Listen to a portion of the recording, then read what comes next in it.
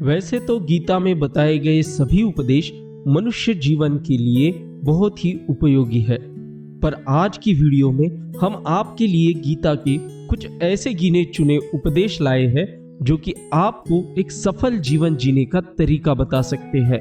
तो आइए जानते हैं गीता के इन 10 उपदेशों के बारे में। सबसे पहला उपदेश, एक ही कर्म किसी के लिए पाप बन जाता है और दूसरे के लिए पुण्य बन जाता है।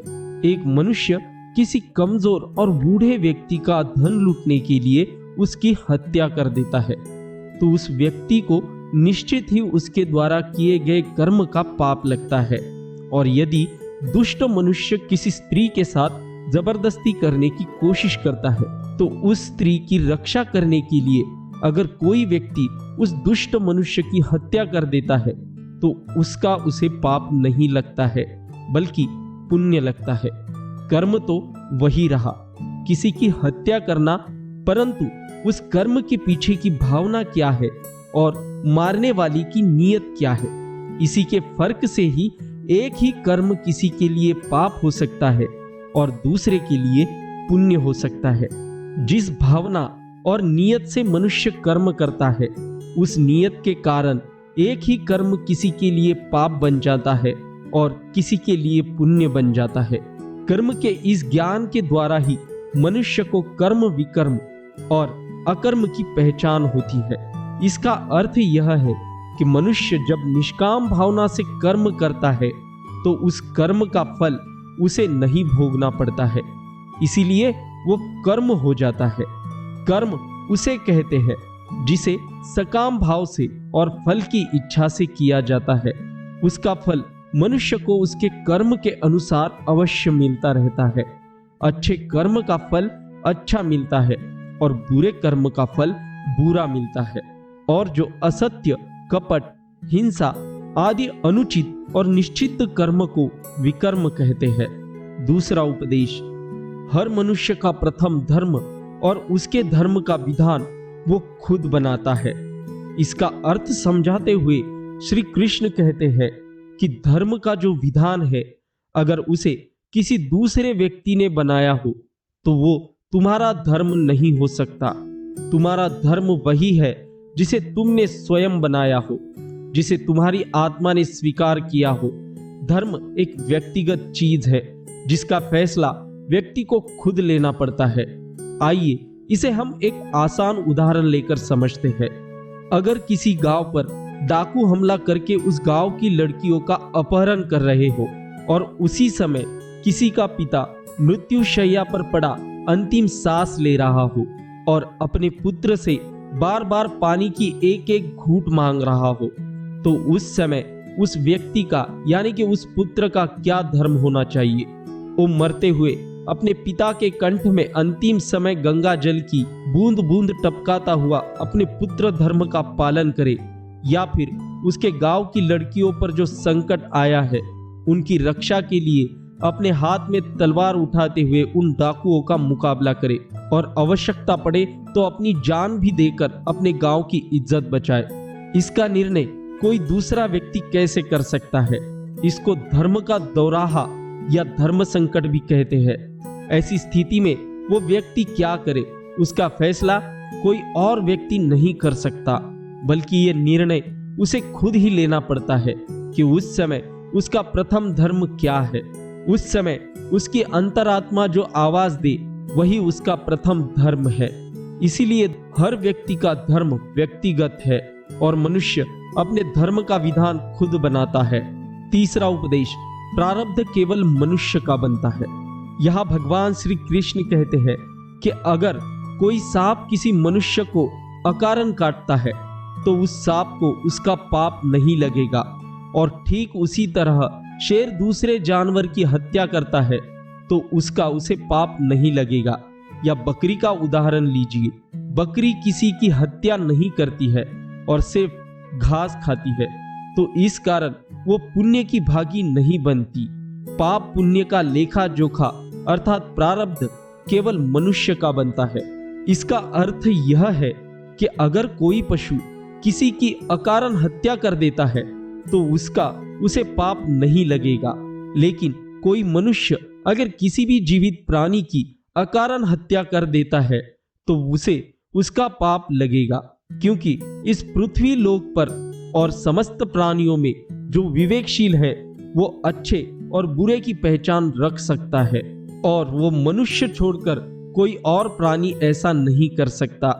इसीलिए जब मनुष्य अपने पाप और पुण्य भोग लेता है तो उसे फिर से मनुष्य की योनि में ही भेज दिया जाता है। चौथा उपदेश, इस सृष्टि में जो जन्म लेता है वो निश्चित रूप से मृत्यु के अधीन हो जाता है।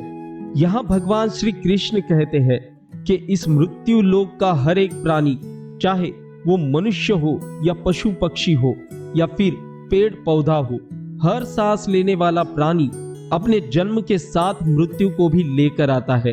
हर प्राणी को एक ना एक दिन निश्चित क्षण पर मरना अर्थात अपने शरीर को त्यागना ही पड़ता है। पांचवा उपदेश, मनुष्य को सिर्फ कर्म करने का अधिकार है, वो फल की इच्छा ना करे। भगवान श्री कृष्ण कहते हैं कि मनुष्य को चाहिए कि फल की इच्छा त्याग कर कर्म को अपना धर्म समझकर करे, क्योंकि जो भी मनुष्य फल प्राप्ति की इच्छा करता है उसका मन फल के बारे में सोचकर अपने कर्म और कर्तव्य से विचलित हो जाता है और उस इंसान को वह फल प्राप्त नहीं होता है जिसकी उसने इच्छा की हुई थी। इसीलिए कि मनुष्य सिर्फ कर्म कर सकता है, फल कदापि मनुष्य के अधीन नहीं है। जो लोग फल की इच्छा से ही कर्म करते हैं वे लोग सुख दुख आदि के चक्र में फंस जाते हैं और उनकी मन शांति नष्ट हो जाती है। छठा उपदेश, इस विश्व में केवल शरीर मरते हैं लेकिन आत्मा अविनाशी है। शरीर के मरने पर भी आत्मा नहीं मरती। भगवान श्री कृष्ण कहते हैं कि आत्मा न कभी जन्म लेती है और ना ही कभी मरती है, वो अजन्म नित्य सनातन और पुरातन है, जो शरीर के मारे जाने के बाद भी नहीं मरती है। जो सचमुच ज्ञानी होते हैं वो ना उनका शोक करते हैं जो मर गए हैं और ना ही उसकी खुशी मनाते हैं जो अभी जिंदा है, क्योंकि वो जानते हैं कि जो मर गया है वो फिर से जन्म लेगा और जो अभी जीवित है वो अवश्य ही मर जाएगा। मरने वाला फिर से जन्म लेगा, क्योंकि केवल शरीर नाश होता है।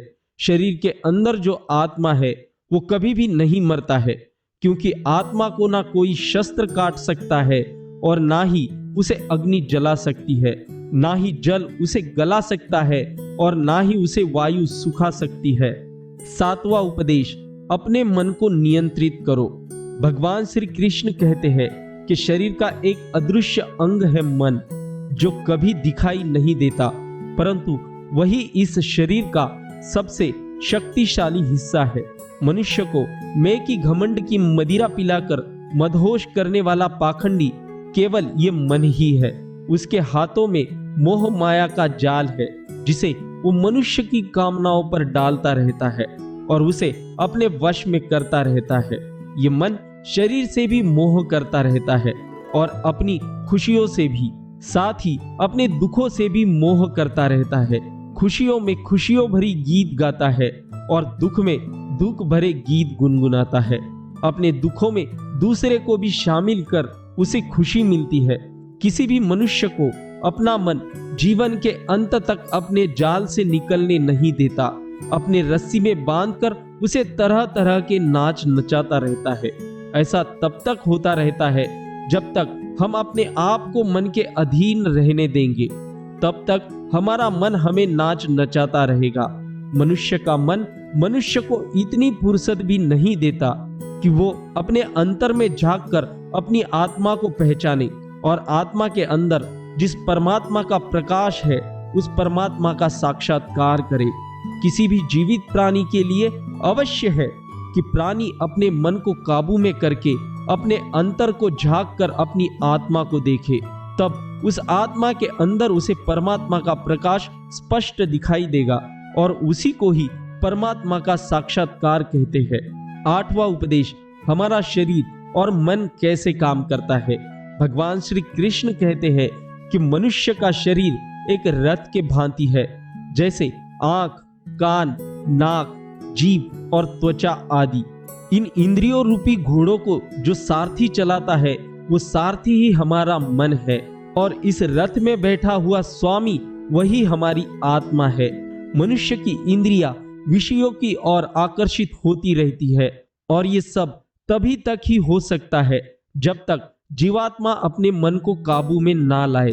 जब तुम स्वयं मन के अधीन ना रहकर अपने मन को अपने अधीन कर लोगे तो वही मन एक अच्छे सारथी की तरह तुम्हारे शरीर रूपी रथ को सीधे प्रभु की चरणों में ले जाएगा।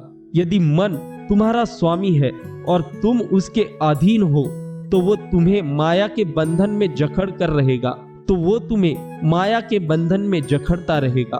और जब तुम अपने मन पर काबू पाओगे और उसके स्वामी हो जाओगे तो वही मन तुम्हें मोक्ष के द्वार तक ले जाएगा। 9वां उपदेश भगवत गीता के अनुसार खुशी के 3 प्रकार है। पहला है तास्मिक खुशी। तास्मिक खुशी हमें ज्यादा सोने से या ज्यादा आलसी होने की वजह से मिलती है, यानी कि आराम करने वाली खुशी होती है।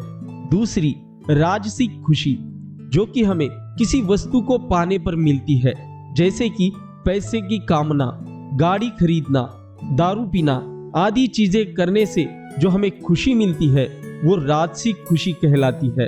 तीसरी है सात्विक खुशी।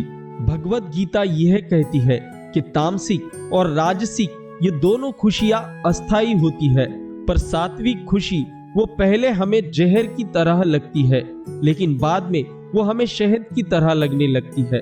ये खुशी हमें अनुशासन और आध्यात्मिकता करने से मिलती है, जिसे सात्विक खुशी कहते हैं। 10वां उपदेश श्री कृष्ण कहते हैं कि संसार में केवल 2 ही वस्तु है, एक शरीर और दूसरा उस शरीर में रहने वाला शरीरी। इस शरीर में रहने वाला जो आत्मा रूपी शरीरी है वो कभी भी नहीं मरता है और जो शरीर है वो सदा रहता नहीं है।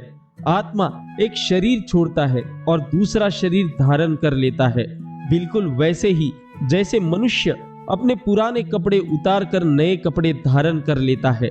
आत्मा नित्य है, इसीलिए वो नहीं बदलती, परंतु शरीर नाशवान है, इसीलिए एक ही आत्मा कई शरीर बदलती है और हर जन्म में हमारी आत्मा नए नए शरीर धारण कर लेती है। दोस्तों, कुछ इस प्रकार थे गीता में बताए गए 10 उपदेश। अगर आपको भी ये गीता के 10 उपदेश आपके जीवन में उपयुक्त लगते हैं तो वीडियो को लाइक करें और यदि हमारे हिंदू पंडित जी चैनल पर नए हो तो चैनल को सब्सक्राइब कीजिए। मिलते हैं अगली वीडियो में।